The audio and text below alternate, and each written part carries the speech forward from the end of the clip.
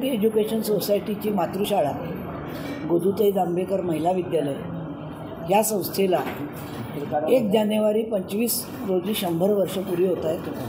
त्यानिमित्तानं आपण शताब्दी महोत्सव साजरा करतो आहे. ह्याच्या उद्घाटनासाठी संस्थेचे अध्यक्ष नामदार श्रीपादजी नाईक येत आहेत आणि समारोपाला खासदार राणेसाहेब आणि उदयजी सामंत येणार आहेत. रत्नागिरी एज्युकेशन सोसायटीची ही मातृशाळा एक दीपस्तंभाप्रमाणे काम करते.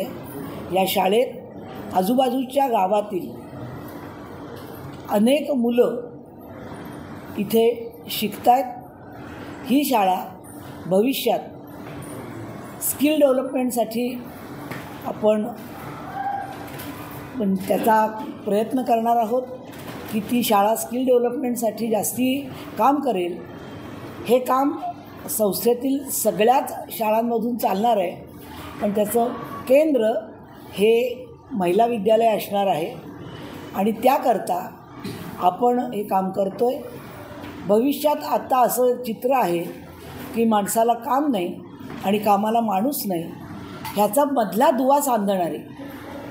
कारण मध्ये नितीनजी गडकरी रत्नागिरीत आले होते तेव्हा ते असं म्हणले होते की आत्ता जगभरात 10 लाख चालकांची गरज आहे. मग आम्ही आमच्याकडची किती मुलं इथं पाठवू शकतो, आपण त्याचं ट्रेनिंग कुठच्या प्रकारे करू शकतो, असा आमचा विचार आहे.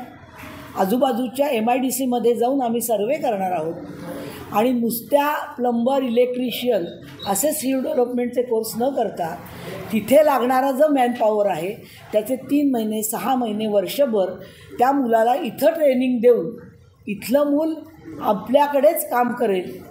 नाहीतर रत्नागिरी जिल्हा हा फक्त पोस्टल म्हणजे सगळी जर आपल्याकडे बाकी काही झालं नाही तर मुलं तरुण बाहेर जातील आणि फक्त म्हाताऱ्या लोकांचा आपण निवास असा आपल्या रत्नागिरी जिल्ह्याची स्थिती व्हायला नको असेल तर आपण सगळ्यांनी मिळून हा प्रयत्न करायला हवा आहे की माझं मूल इथेच राहील, आपल्या पायावर सक्षमपणे उभं राहील आणि काम करेल. याकरता रत्नागिरी एज्युकेशन सोसायटीचा काम करण्याचा मानस आहे.